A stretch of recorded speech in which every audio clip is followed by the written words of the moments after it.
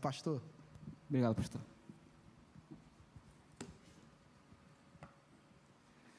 Irmãos, novamente a paz do Senhor.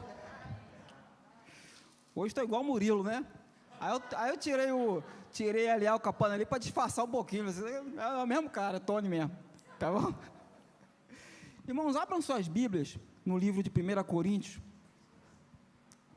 capítulo 15, versos 57 ao 58. 1 Coríntios, capítulo 15, versos 57 ao 58.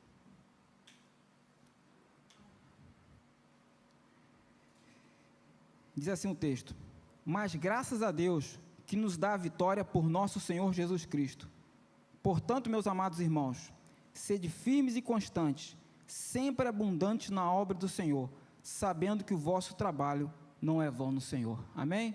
Senhor, nós te louvamos e glorificamos por este momento tão especial, Pai, onde será ministrada a palavra. E o Senhor sabe como cada um dos teus filhos chegou até este local, e que o Senhor venha visitar cada um de nós, Senhor, nos edificando, nos animando, nos fortalecendo, nos dando norte a seguir, Pai, para que possamos viver verdadeiramente o melhor de Ti. Senhor, que o Senhor possa estar tocando cada coração e cada mente neste momento, Pai, para que eles possam estar atentos à Tua palavra, e que o Senhor possa fluir em nós e através de nós, para que saímos daqui fortalecidos verdadeiramente, para um novo tempo que se inicia em nossas vidas. Essa é a nossa oração, Pai, em nome de Jesus. Amém. Irmãos, antes de começar a ministrar propriamente sobre este versículo, eu gosto muito desse versículo porque na minha caminhada cristã, vira e mexe, eu olhava para esse versículo me trazia ânimo. Eu sempre tive desde novo no Evangelho, logo comecei a estar envolvido com a obra do Senhor, às vezes dirigindo juventude, às vezes dirigindo ponto de pregação, e depois onde eu comecei a trabalhar mais no diaconato, que é na preparação de obreiro, fortalecimento de obreiro, trabalhando no caráter, às vezes, do obreiro, isso que o Senhor me chamou para fazer, e às vezes eu ficava olhando esse versículo nos meus momentos de dificuldade, e às vezes para trazer ânimo, às vezes para aquele cooperador que estava à minha volta, e eu sempre tive essa convicção, de que o Senhor verdadeiramente, é Ele que nos dá a vitória, meu irmão. E que tudo que nós fazermos, tudo que nós venhamos a fazer para o Senhor, não é em vão. Há um galardão, há algo da parte do Senhor para nos galardoar, para reconhecer quem nós somos nele, para nos demonstrar a paternidade dele para conosco. Amém. Irmãos, e tem essa convicção, tudo que você faz, tem um propósito de Deus nisso. Tudo que você faz, Deus quer se revelar na sua vida, e o Senhor Ele quer te galardoar. E me lembro que nós passamos uma fase complicada no início do ano de 2018, que foi o falecimento do meu sogro, e meu sogro era um pastor, um homem de Deus realmente, uma referência a ser seguida, e eu vivi com ele os últimos 30 dias, Deus me concedeu essa vitória, de eu poder estar com ele os últimos 30 dias de vida. E quando ele estava naquele processo muito difícil, eu falei: pastor, vamos orar. E todo dia de manhã, eu ia até o quarto dele, dava a mão para ele, e nós orávamos ali. Foi a nossa realidade nos últimos 30 dias de vida dele. E, irmãos, quando nós terminávamos a nossa oração, né, ele era militar também, né, militar gosta desse negócio de grito de guerra, né, militar gosta desse negócio de dizer: vamos embora, vamos partir para cima. Militar tem essas coisas, essas loucuras aí. Entendeu? E ele tinha 75 anos, e eu aí, pastor Paulo, o que o senhor vai falar? E ele recitava esse versículo. E quando a coisa mais apertou para ele falava assim: Tony, o que eu acho mais interessante, Tony, e você está acompanhando eu nesse processo, ele me falava quando a gente estava sozinho, é que eu até agora, meu filho, eu não murmurei. E eu sou essa testemunha. Porque ele tinha convicção, irmão, no seu interior, mas graças a Deus, que nos dá vitória por nosso Senhor Jesus Cristo. Sede firmes, sede constantes, sempre abundantes na obra do Senhor, porque tudo que você faz não é em vão. Irmão, isso tem que estar gritando no nosso peito. Isso tem que estar, irmãos, quando eu vou usar uma expressão aqui, irmãos, eu sou carioca, quando a chapa esquentar para você, irmão, esse versículo tem que estar gritando em você. Mas graças a Deus que nos dá a vitória por nosso Senhor Jesus Cristo. Interessante que o apóstolo Paulo, ele falando aos Coríntios, ele já estava na finaleira, finalizando a primeira carta aos Coríntios, capítulo 15, terminou, né, um pouquinho, alguns versículos após. Ele manda essa carta aos Coríntios, para trazer esse ânimo para os Coríntios, fala assim: mas graças a Deus que nos dá vitória por nosso Senhor Jesus Cristo. Ele traz aquela palavra de ânimo, e um tempo depois, aproximadamente 2 anos, ele manda novamente uma carta à igreja de Corinto. E no início da igreja, no início da carta, lá no capítulo 2, ele traz novamente uma frase de ânimo para aquela igreja. Uma igreja que se movia nos dons, uma igreja que era pujante, cheia de dificuldade, mas era uma igreja vitoriosa, uma igreja que se movia nos dons, ela impactava, e estava sempre o apóstolo Paulo trazendo uma palavra, pessoal, vamos consertar aqui, vamos ajustar aqui, mas ele trouxe uma palavra de ânimo para aquela igreja de Corinto, que está lá em 2 Coríntios 2, verso 14, e graças a Deus, que nos faz triunfar em Cristo, e por meio de nós, manifesta em todo lugar a fragrância do seu conhecimento. Novamente, irmão, palavra de ânimo para você, mas graças a Deus que nos faz triunfar em Cristo. Irmãos, diante dessas afirmações do apóstolo Paulo, que estão na minha Bíblia, e a Bíblia é a palavra de Deus absoluta, ela é imutável, meus irmãos. Eu posso pensar o que eu quiser, eu posso até mudar, eu posso mudar até minha maneira de pensar, mas a palavra de Deus nunca muda. E se está escrito isso na palavra de Deus, você pode ter a seguinte convicção: você pode estar passando por uma dificuldade, as circunstâncias naturais à sua volta podem estar querendo te jogar para baixo, mas você pode ter a seguinte certeza: mas graças a Deus que nos dá vitória por nosso Senhor Jesus Cristo. É uma realidade imutável na sua vida. Interessante que o verbo, tanto no capítulo 2 de 2 Coríntios, como no capítulo 15 de 1 Coríntios, está no tempo presente, ou seja, mas graças a Deus que nos dá vitória, mas graças a Deus que nos faz triunfar em Cristo. A palavra de Deus para a sua vida é agora. Você pode se recarregar espiritualmente, pode se recarregar emocionalmente, porque é o Senhor que dá a última palavra na sua vida. Por mais que as circunstâncias naturais possam estar dizendo ao contrário. Irmãos, isso aí nós vamos levar até a volta de Cristo, ou quando você partir para a glória. Essa dualidade, de que nós somos seres espirituais. A nossa realidade é uma realidade espiritual. Então eu não posso ser abalado por uma realidade natural momentânea. Eu preciso ter essa convicção, mas graças a Deus que nos dá vitória por nosso Senhor Jesus Cristo. Essa é a convicção que temos que ter. Irmãos, por que eu estou trazendo essa palavra nesse dia? Irmãos, eu tenho visto. Eu não estou nas nuvens. Eu não estou na lua. Eu sou um ser social. E por ser um ser social, ainda Deus me abençoou, me galardoou para ser um pastor de ovelhas. E eu estou vendo, irmão, o que está acontecendo na sociedade. Quanta dificuldade. Irmãos que estavam com uma vida financeira assim assada, agora estão numa situação que não sabe o dia de amanhã para comprar um pão. Casamentos que estão sendo abalados de tudo que é jeito. Problemas emocionais chegando na vida de várias pessoas. Mas, irmãos, essa palavra tem que estar na ponta da minha língua, na ponta da sua língua. Mas graças a Deus que nos dá vitória por nosso Senhor Jesus Cristo. Você não pode abrir mão disso. Não pode.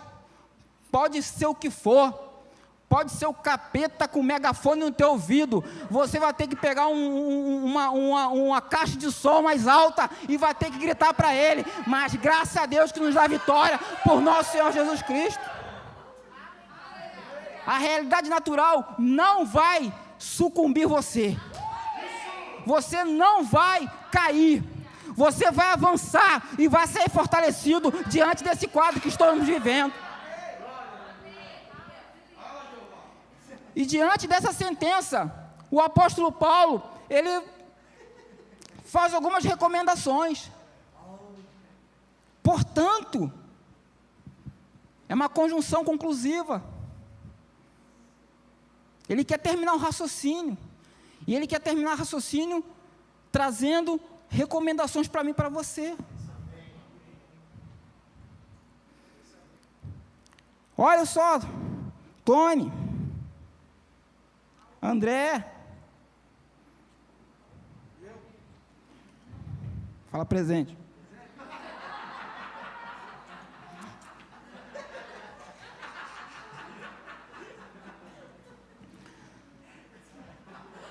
você já é vitorioso. Você não vai ser vitorioso. Você já é. Essa realidade eu garanti para você na cruz do Calvário. Ressuscitei só para isso. Você tem a vitória sobre a ressurreição. Portanto, você precisa estar atento a algumas coisas que eu quero falar para você. Sede firmes. Sede constante. Sempre abundante na obra do Senhor.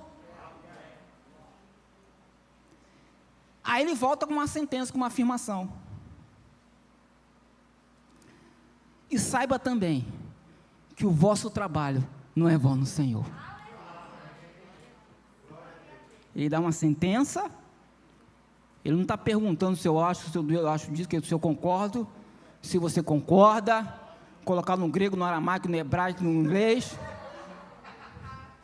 Mas ele dá as 3 recomendações: sede firmes, constantes, sempre abundante na obra do Senhor. E volta a falar: Tony, André, Erivelto, a sua obra no Senhor não é vã. E é sobre essas recomendações que eu gostaria de falar. Ser firme. Interessante que o apóstolo Paulo falando, parece que é uma redundância nisso, por isso que eu fiquei, não, mas por que o apóstolo Paulo está falando ser firme, constante?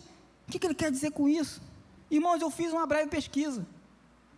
A palavra firme no grego é edraios, significa o que está imóvel, descreve a condição de alguém que tem uma firme convicção, que não fica mudando de opinião a cada instante. Isso é ser firme.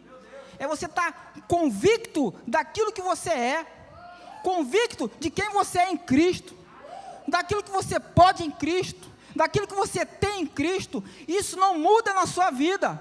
O tempo passa, as situações vão se colocando à sua volta, mas você continua firme. E isto é uma realidade imutável na sua vida. Você está firme, assentado. O pastor André falou muito bem no domingo passado sobre isso. Você se assenta, irmão, na palavra de Deus e fala assim: daqui eu não saio, daqui ninguém me tira. Eu fico com essa verdade na minha vida, custe o que custar. Eu estou parafraseando para você, porque está firme, é firme nas convicções do que a palavra de Deus diz a teu respeito. Então as situações, ou então conforme um homem no leito de morte, ele continuava falando: olha só, eu sei porque Deus é bom, eu sei que Ele é poderoso, ou seja, eu vou continuar firme, eu vou continuar constante, porque é o Senhor que vai me dar vitória. Isto é uma convicção, morreu falando isso. Então você está firme, firme. Certa feita, o profeta Elias chegou lá para o povo de Israel e falou assim: até quando vocês vão ficar entre 2 pensamentos? O crente não pode ser dessa forma, irmãos. Eu não posso ser dessa forma. Uma hora estou crendo que o Senhor é poderoso, que Ele é maravilhoso, que Ele me dá vitória, que Ele é poderoso para fazer infinitamente mais do que pedimos ou pensamos pelo poder que nós opera, que Ele me faz triunfar em Cristo. E no outro dia, será que isso é verdade?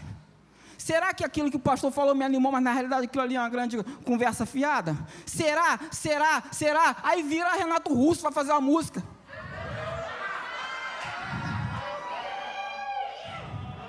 Não, irmão, você tem que estar firme naquilo que Deus diz a teu respeito. Não importa o que está acontecendo do seu lado. O será, no tocante à palavra de Deus, você tem que tirar do teu dicionário. Não, eu estou firme aqui. O que a palavra diz a meu respeito? Então é isso aqui. Não importa. Estar firme no Senhor significa ter convicção de que nenhum fato momentâneo altera quem você é em Cristo, ou o que você pode em Cristo, ou o que você tem em Cristo. Quando estamos firmes no Senhor, as nossas convicções nos posicionam em uma atitude de vitória. A situação pode estar complicada, mas eu estou crendo, eu vou ter a vitória, Por quê? Porque a palavra diz isso a meu respeito. Mas o que o diagnóstico está dizendo? Está dizendo isso, e realmente é uma verdade, mas o Senhor, ele já morreu na cruz do Calvário para que eu fosse sarado. Eu estou firme no que a palavra de Deus diz a meu respeito. Isso é estar firme. Isso é não abrir mão das convicções que você tem. A Bíblia fala, no Salmo 125, verso 1, que os que confiam no Senhor serão como o monte de Sião, que não se abala, mas permanece para sempre. Quando você confia no Senhor, você não se abala. E com esse abalo que eu estou falando aqui, não estou falando se você vai ficar com cara de triste, não. Irmão, todo mundo fica com cara triste de vez em quando. Eu às vezes não tenho cara de triste, mas eu fico com aquela cara de chateado mesmo. Eu gostaria de ser diferente. Essas máscaras, para mim, eu acho que eu vou continuar usando máscara, depois de terminar essa quarentena, porque pelo menos ninguém vai ver. Às vezes a Alba me chama a atenção, Tony, tá assim, o que eu faço, meu amor? Vou comprar uma máscara do Darth Vader, então, para ninguém ver minha cara? Eu sou assim, não estou dizendo que eu estou certo, não. Quero melhorar e vou melhorar nisso aí. Mas essa é a minha realidade agora, estou orando, estou buscando o Senhor para mudar isso aí. Mas quando eu estou falando de abalo, irmão, eu estou falando dos abalos espirituais, na fé, naquilo que você fala assim, será que Deus vai fazer isso? Será que Ele é poderoso para isso? Será? E nesse será, irmão, quantos saíram da presença do Senhor? Talvez, irmãos, eu não precisava mais evangelizar para ninguém, era só usar uma rede social e falar assim, quem é desviado, volta todo mundo para a igreja agora, que Jesus está voltando aqui há 3 horas. Talvez não ficasse ninguém na rua mais. Já pararam para pensar nisso? Quanta gente desviada na rua? Por quê? Abriram mão da sua firmeza.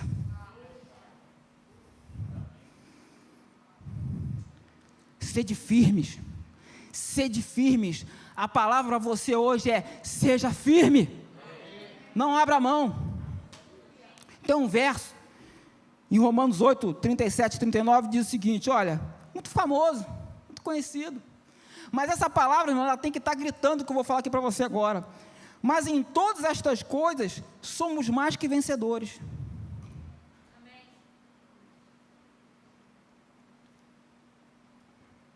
Romanos 8, 37 a 39. Mas em todas estas coisas, somos mais que vencedores, por aquele que nos amou. Porque estou certo de que nem a morte, nem a vida, nem os anjos, nem os principados, nem as potestades, nem o presente, nem o porvir, nem a altura, nem a profundidade, nem alguma outra criatura nos poderá separar do amor de Deus que está em Cristo Jesus, nosso Senhor. Meus irmãos, essa palavra, ela tem que estar saltando no teu coração dia após dia. Tem uma postura de vitória, mesmo diante do desafiador. Mesmo diante daquela situação que você, rapaz, esse negócio aí eu sei que sou vitorioso, mas como é que eu vou lidar com essa situação? Atitude de vitória, convencido de que Deus vai dar a última palavra a teu respeito, de que o milagre vai acontecer. Agora você precisa pelo menos ter uma atitude de que isso é uma realidade na sua vida. Eu me lembro, a Jaque estava falando sobre a experiência que ela teve na vida militar, eu entrei também numa escola militar com 17 anos de idade, irmãos, 17 anos de idade. Nunca nem tinha saído de casa. O máximo dormia na casa da minha avó e do meu primo. De repente me coloco no ônibus, mudo de estado, estou lá com 500 homens numa turma, e meu quartinho, que era só para mim, passa a ter 92 pessoas. E eu, irmãos, era extremamente tímido. E ali eu fui vivendo, fui me virando nos 30, né? Aleluia, glória a Deus, fui avançando. Mas chegou um determinado nível da minha fase militar, que eu tinha que exercer funções de comando. E era uma coisa muito simples, irmãos. Coisa muito simples. Era comandar 92 homens, da minha idade, a viva voz. Não tinha isso aqui não, microfone não. Coisa bonita aqui, não tinha não. A viva voz. Quem eram esses 92 homens? Gente boa. Os gaiatos. Aquele que você não podia errar porque ficava rindo, zoando você. Aqueles que eram desobedientes mesmo, que não aceitavam o comando de ninguém. 92. Aí eu fiquei pensando naquela situação. Falei, pá, vou ter que dar um jeito nisso aí, porque eu já vou chegar em desvantagem, porque eu sou tímido. Irmão, o que eu cheguei? Eu não conhecia a palavra de Deus desse nível, não. mas eu já cheguei numa atitude de vitória. Atitude de vitória. O que eu cheguei?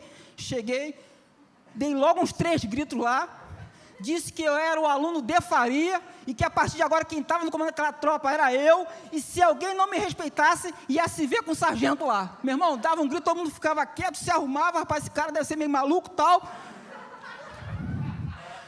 Irmão, eu ficava 24 horas tomando conta daqueles meninos, 92, sem nenhum problema. 0 problema. Depois, voltava a minha timidez extrema, ficava na minha. Aí um dia, uns anos depois, um colega meu chegou para mim, ô De Faria, eu já era sargento nessa época, ele pegou a ter intimidade, passou a ter intimidade comigo. De Faria, fala Monteiro, o que foi? Cara, por que quando você está de serviço, você se transforma, cara? Eu falei, o que tu está falando, Monteiro? Não, cara, porque você com a gente aqui é um, mas quando tu está comandando, não, é outro cara que eu vejo aí. O que é isso, irmãos? Atitude de vitória. O negócio pode estar complicado, pode ter uma situação muito desafiadora para mim, mas eu vou partir para cima. E a situação vai ter que se quebrar diante de mim, porque comigo está o Senhor. E acabou. O que eu não posso resolver, irmão, o Senhor já vai abrir na porta diante de mim. Ser firme, atitude de vitória. Não é ser igual aquele crente, daquele gatinho famoso, Garfield. Não, irmão, você não foi chamado para isso, não. 1 Pedro 5, verso 8 ao 10. Atitude de vitória tem a ver com esse versículo que eu vou ler para os irmãos aqui agora. 1 Pedro 5, verso 8 ao 10. Sede sóbrios, vigiai, porque o diabo, vosso adversário, anda em derredor, bramando como leão, buscando a quem possa tragar, ao qual resisti firmes na fé, sabendo que as mesmas aflições se cumprem entre os vossos irmãos no mundo, e o Deus de toda a graça, que em Cristo Jesus nos chamou, a sua eterna glória. Depois de havendo padecido um pouco, Ele mesmo vos aperfeiçoe, confirme, fortifique e estabeleça. Irmãos, eu queria me atentar a isso aqui, sabendo que as mesmas aflições se cumprem entre vossos irmãos no mundo. Irmãos, Deus não nos chamou para ficarmos com autocomiseração ou vitimização, que eu sou um pobre coitado, que a prova que eu tenho é a pior do mundo, que é isso, que é aquilo, que é aquilo. Igual conversa, irmão, em hospital ou de pessoas muito idosas. Já viu como é que é conversa em hospital de pessoa muito idosa? A pessoa fala o seguinte, ó, rapaz, eu estou tomando remédio para pressão alta, 500 miligramas. Aí vem um outro idoso full, né, com 95 anos, fala assim, não, rapaz, esse remédio é tranquilo, porque além de eu tomar o de 500 miligramas, eu tomo mais para diabetes, para dor de cabeça, para dor na orelha, ou seja, cada um querendo ser o pior possível, isso é vitimização. Então, irmão, tome uma atitude de vitória, sabe por quê? Está todo mundo aqui, de uma forma ou de outra, passando por um ou outro desafio, mas cada um de nós seremos vitoriosos. Então, a derrota não é para fazer parte do seu dicionário, nesse sentido de ficar valorizando a derrota. Pedir socorro, pedir ajuda, estamos juntos, vamos lá. Agora ficar colocando a sua derrota no troféu como fosse uma coisa maravilhosa, isso é errado. Seja firme. Seja firme naquilo que o Senhor te chamou para fazer.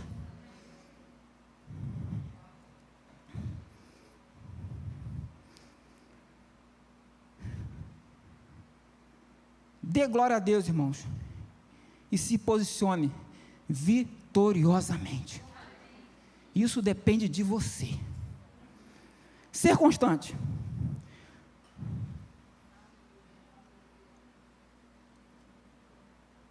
A firmeza, irmãos, grave isso que eu vou te falar. O fato de você ser firme vai te colocar no caminho da vitória. A sua firmeza espiritual, a firmeza nas suas convicções, a firmeza naquilo que a palavra de Deus diz a teu respeito, vai te colocar no caminho da vitória. Presta atenção no que eu vou falar. E ser constante? Vou ler aqui para os irmãos. Firmes e constantes não formam uma redundância, já falei isso no início. A palavra constante no grego é ametaknetos, e ela significa firmemente persistente. A palavra constância, ela tem um plus em cima da palavra firmeza, ou seja, agora não basta ser convicto, agora você tem que perseverar. Ou seja, a firmeza, ela vai te deixar no caminho, a constância vai te levar até a vitória. A firmeza vai te estabelecer na direção certa que você tem que seguir. A constância vai fazer que você chegue lá naquele local que você se propôs. Essa é a diferença. Para melhor entendimento, é como Paulo quisesse dizer o seguinte: fique aí imóvel, mas não permita que te removam para outro lugar, ou condição fora do seu propósito. Firme descreve alguém imóvel, que não muda facilmente por si mesmo. Já constante descreve alguém que não é movido por outros ou por circunstâncias exteriores. Mas o que tu quer dizer, pastor? Firmeza e constante parece que é a mesma coisa? O firme, ele não sai da posição, ele não fica com pensamento duvidoso. É isso mesmo que o Senhor tem para a minha vida? É isso mesmo? Será? Conforme eu brinquei aqui.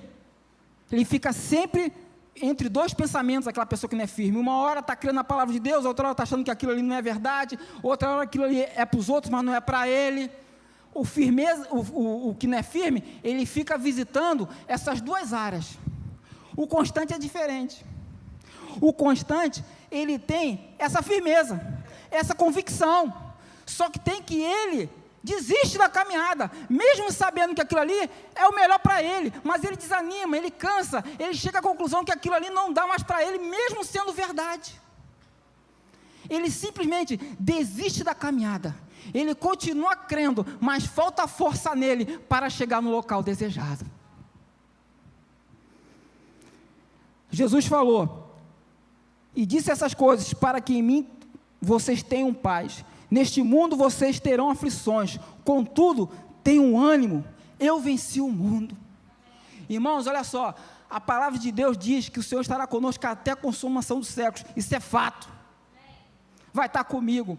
Agora o ânimo e o esforço está por minha e por sua conta, e isso envolve perseverança, isso envolve constância, isso envolve você não abrir mão daquilo que você estabeleceu como verdade e da meta que você tem. Você vai chegar ao porto desejado, ao local que você predeterminou, aquilo que o Senhor tem falado no seu coração, ou através de profecias, ou através do testemunho interior.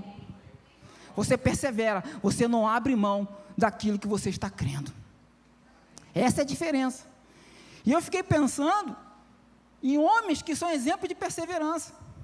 O próprio apóstolo Paulo que escreveu essa carta.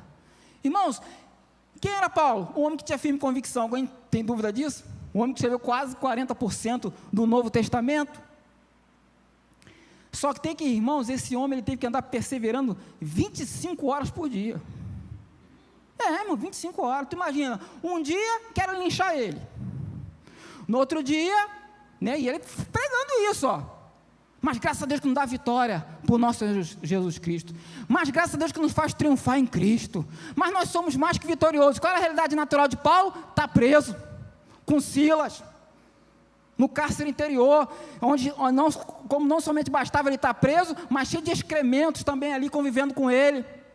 Outra hora tentavam linchar ele. Outra hora ele estava num barco, o barquinho quebrava, naufragava, estava lá ele também. Outra hora ele chega numa ilha, vem a cobra lá e morde ele.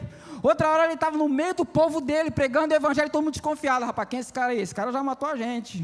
Esse cara aí é terrível, hein? A gente vai ficar ouvindo esse cara aí? Tendo que conviver com a desconfiança. Tudo isso ele teve que conviver, mas ele perseverou. O Paulo, quando falava isso, ele falava com muita autoridade, porque ele é um exemplo a ser seguido, de ser constante. Daniel, indo lá no Antigo Testamento, tinha tido várias experiências com o Senhor. Ele era reconhecidamente visto como homem de Deus, porque ele, quando ele aconselhava lá os reis, as autoridades, as pessoas viam algo diferente, via que o Espírito de Deus estava sobre a vida dele. Não reconhecia o Deus como o Senhor dos senhores, mas reconheceu que esse Deus era com ele. Ele aconselhava, ele orientava, ele administrava. E mesmo com toda essa bagagem, chegou um momento que ele foi lançado na cova dos leões. Irmãos, é muito bonito a gente falar isso aqui. É muito bonito a gente ver um filme de Daniel na cova dos leões. Ou então quando o Gabriel era pequenininho, o Manu fica lendo historinha de Daniel na cova dos leões, de leão com a bocona, tudo isso. É bonito. Mas para pensar como é que Daniel ficou, meu irmão. Porque quando ele foi jogado lá naquela cova dos leões lá, ele estava fazendo o quê? A obra do Senhor. Ele estava só orando, não estava fazendo nada de errado. E ele estava sendo colocado na cova dos leões, entre aspas, por causa do amor que ele tinha a Deus. Mas ele optou por ser perseverante. E ele foi jogado sim na cova dos leões. E lá ele teve o livramento do Senhor. E aqui vai outro ensinamento para mim e para você. Muitas vezes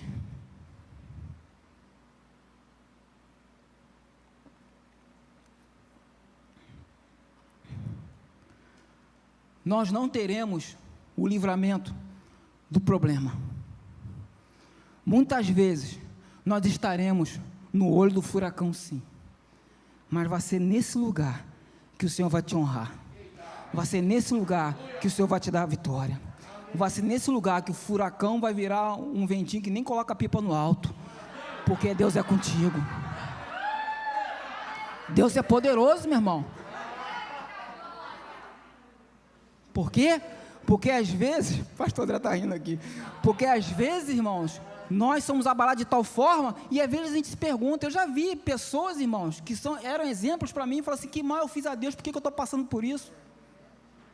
E não é essa pergunta que você tem que fazer, você tem que fazer pergunta nenhuma, é declarar, vou sair desse problema e acabou, vou continuar perseverando, eu quero saber por que o problema veio, eu quero sair dele, em nome de Jesus, acabou. É lógico que se depois desse problema eu tiver as experiências, os ensinamentos, obviamente, eu não sou burro, eu vou colocar em prática certas experiências que eu tive, os entendimentos que eu tive e tal. Mas, irmãos, eu não tenho que ficar questionando por que eu estou no problema, por que veio pandemia, por que o negócio fechou, por que aconteceu aquilo, por que me chamaram daquilo. Meu irmão, tu não tem que questionar nada disso. Você tem que perseverar naquilo que o Senhor te chamou para fazer. É preciso você se manter constante na sua mente. Porque quem controla as suas reações é você. O ânimo e o esforço é por... Você tem uma parceria. Eu tenho um sócio aqui, ó. Me garante a vitória. Mas, Tony, o esforço e o ânimo está por tua conta. Persevere. Persevere, persevere em nome de Jesus.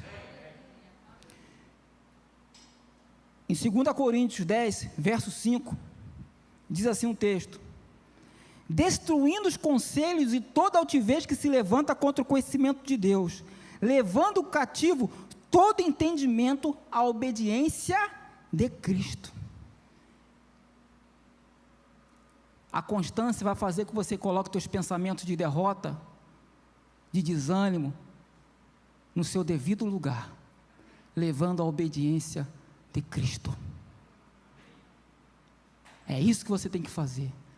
Vai pegar toda essa tralha que está tentando fazer que você pare, que você desista no meio do caminho, e vai pegar tudo isso e vai levar cativo a obediência de Cristo. Mente, eu vou pensar conforme Cristo pensaria, porque eu tenho a mente de Cristo. Quantas frases você já deve ter ouvido assim, ó, resultado da falta de constância? Botei aqui, alguma vez você já ouviu um professor ou algum empregador dizer assim sobre alguém, ele tem um grande potencial, mas nunca termina o que começa? Isso é falta de constância, falta de perseverança. Irmão, depois que eu tive esse entendimento aqui, até livro chato eu leio até o final, sério, a Alba é minha testemunha. Às vezes eu estou lendo um livro assim, o livro, você viu aquele livro que tem uma capa bonita, lindona, né, e tal, aí você começa a ler, o primeiro capítulo é show, no segundo você, o que o cara está escrevendo aqui, meu Deus do céu, que loucura é essa? Quem já teve essa experiência dessa aí, irmão? Não é possível. Aí, eu tinha um hábito de desistir do livro, Deixava lá, escondia de mim mesmo, para esquecer.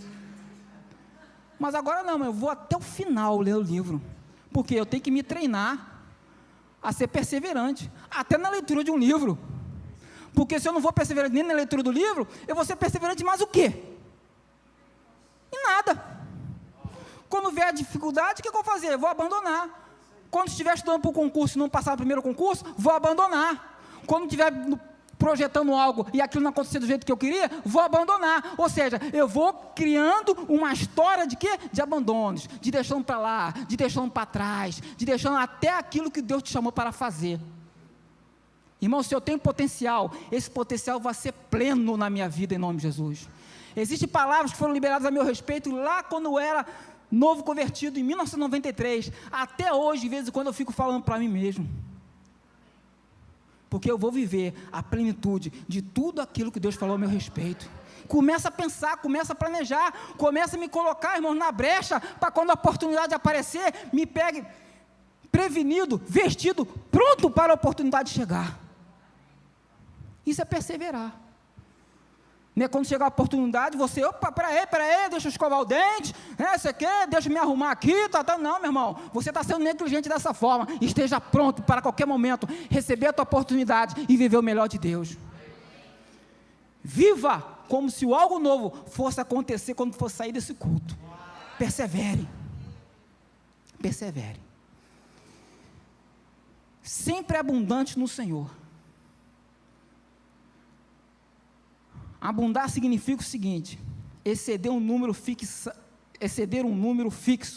previsto, ir mais acima de um certo número ou medida. Em outras palavras, é fazer mais que o acordado, ir além do combinado, superar a expectativa. Irmão, seja abundante no Senhor.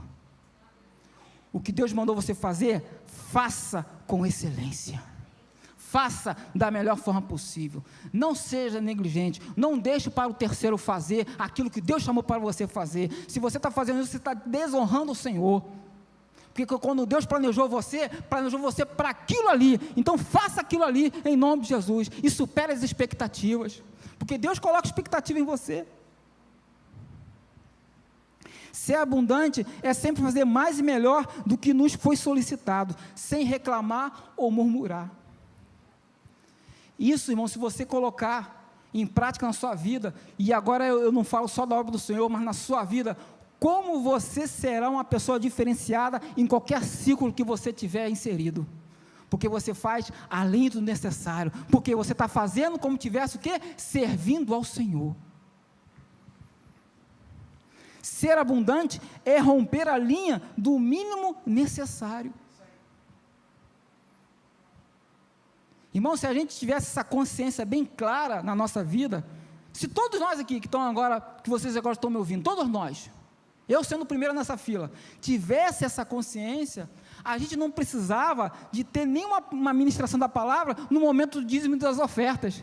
Era só colocar aqui o gasofilaço aqui, vocês sabem o que tem que fazer, porque você já estaria o quê? Abundando, porque você quer romper os limites necessários, você quer abundar na graça do Senhor. Quando a gente fosse falar de generosidade, de evangelismo, de ajudar o próximo, não é ficar pedindo, você pode ajudar fulano? Não, você quer ser o primeiro a estar ajudando fulano. E eu não estou falando de recurso financeiro não, eu estou falando de um abraço, de um telefonema, de uma mensagem de um WhatsApp. Coisas pequenas, irmãos, que podem fazer a diferença na vida de uma pessoa. Quantas vezes, irmãos, eu mandei mensagens, pequenos textos para as pessoas, na época do SMS. Na época do SMS.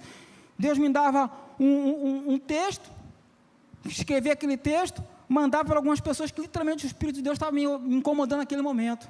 Aí depois vinham as respostas. Isso lá em Porto Velho. Pastor, você não sabe o que eu estava passando, essa palavra me acabou de dar um livramento aqui agora. Eu ia fazer isso, e graças a esse versículo mudou a história do meu casamento. Irmão, isso não foi nenhuma nem duas vezes não.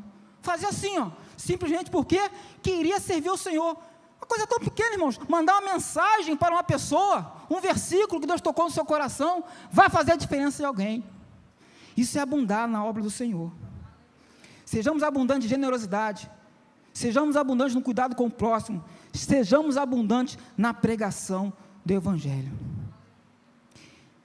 Em Colossenses, capítulo 3, versos 23 ao 24, e aqui eu já vou terminando, diz o seguinte: e tudo quanto fizerdes, fazei-o de todo o coração, como ao Senhor, e não aos homens, sabendo que recebereis do Senhor o galardão da herança, porque a Cristo o Senhor servis. Se essa palavra, irmãos, esse versículo que eu acabei de ler para você, vou até ler novamente, estiver bem claro na sua mente, irmão, você nunca mais vai murmurar em lugar nenhum, nem na igreja, nem no seu local de trabalho, nem quando você é uma peça fundamental na sua família, porque às vezes, irmãos, o reconhecimento não vai vir das pessoas que nós estamos olhando não, que estão do nosso lado não, o reconhecimento vem do próprio Deus na nossa vida, porque nós estamos fazendo para o próximo, mas como se estivéssemos fazendo para o Senhor. A obra de Deus não pode ser feita de qualquer maneira, e nada daquilo que nós nos propusemos a fazer pode ser feito de qualquer maneira. A Bíblia fala de um momento que a arca do Senhor foi roubada de Israel.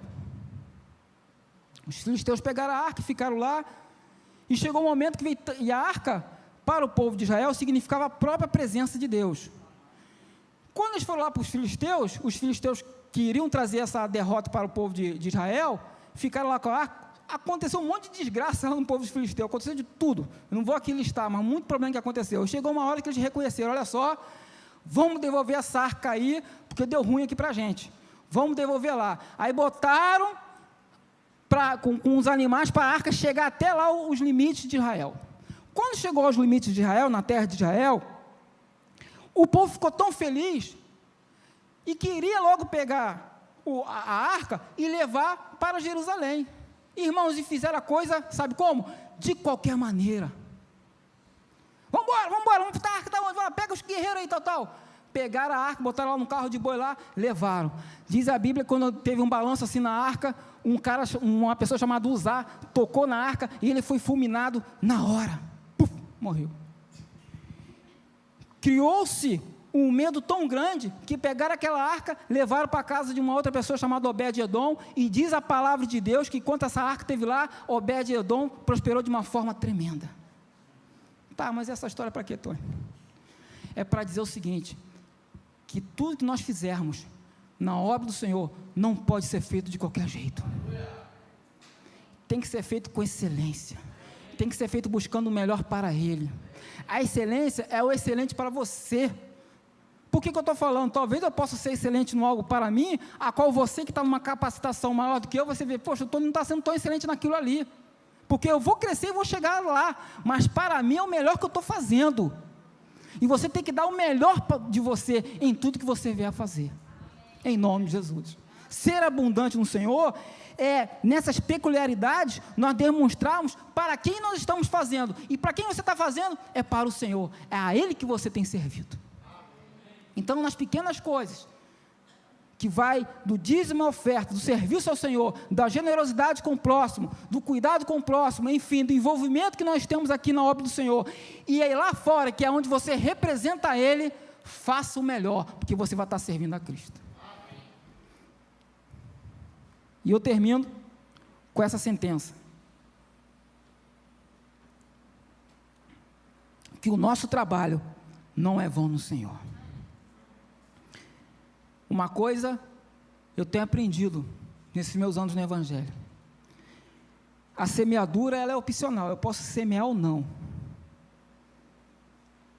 e quando eu estou falando de semeadura, eu quero deixar bem claro que não se trata apenas de recursos financeiros, engloba também sim, mas não se trata disso. Então quando eu semeio, é opcional, eu posso fazê-lo ou não, mas a colheita é certa. Ah, meu irmão, que eu semear, eu vou colher. Então se eu semeio cuidado com o próximo, eu desfrutarei do cuidado das pessoas para comigo sim. Se eu semeio generosidade com o próximo, eu colherei sim generosidade das pessoas. Então o Senhor, Ele está cuidando de você em cada detalhe da sua vida. O Salmo 126, no verso 6, diz o seguinte: aquele que leva a preciosa semente, andando e chorando, voltará sem dúvida com alegria, trazendo consigo os seus molhos. Ah, meu irmão, você pode estar passando por um período na sua vida que você esteja andando e chorando. Meu irmão, talvez você tenha chegado nessa igreja, foi um desafio você chegar hoje aqui, andando e chorando, mas você com certeza vai trazer, vai levar os molhos da vitória na sua vida, em nome de Jesus. Tenha convicção disso, tenha certeza disso, meu irmão. Você está semeando, você vai colher. O teu esforço será recompensado pelo Senhor. Tudo que nós fazemos para o Senhor, há recompensa. O Senhor é um bom pai, Ele é bom patrão, Ele é um bom líder, Ele cuida de nós em cada detalhe. E talvez humanamente falando você não esteja vendo isso, mas há um cofre espiritual, e que Ele é aberto para você diuturnamente, e nos momentos mais imprevisíveis da sua vida, esse cofre vai se manifestar na sua vida. Amém? Lembrando um pouquinho da firmeza e da constância, que envolve também o trabalho do Senhor, a convicção de que é o Senhor que vai te galardoar, é Ele que vai honrar a sua vida, tem esse princípio bem estabelecido na sua vida. Eu me lembrei daquele momento que estavam os discípulos no barco, e eles estavam lá, tocando a vidinha deles, e de repente viram no mar uma figura, não sabiam o que era bem, acharam que era um fantasma, e era Jesus. E Pedro, que era o mais afoito, o mais, meio loucão, vamos embora, deve ter dado um grito de guerra também, eu vou pular nisso aí. Ele pulou, debaixo de uma firme convicção de que Jesus ia cuidar dele, em todo o tempo. Pulou, puf, e foi andado também pelas águas, tudo certo. E quando aquele mar se demonstrou pouco amistoso, a constância dele foi indo embora, a perseverança dele foi diminuindo, e chegou uma hora que ele sucumbiu no mar, mas Jesus, na sua infinita graça e misericórdia, pegou ele e restaurou ele. O que eu quero dizer para você é o seguinte: tenha essa firmeza de Pedro, sim, tenha essa convicção, mas seja constante, persevere até o fim. Amém? Vamos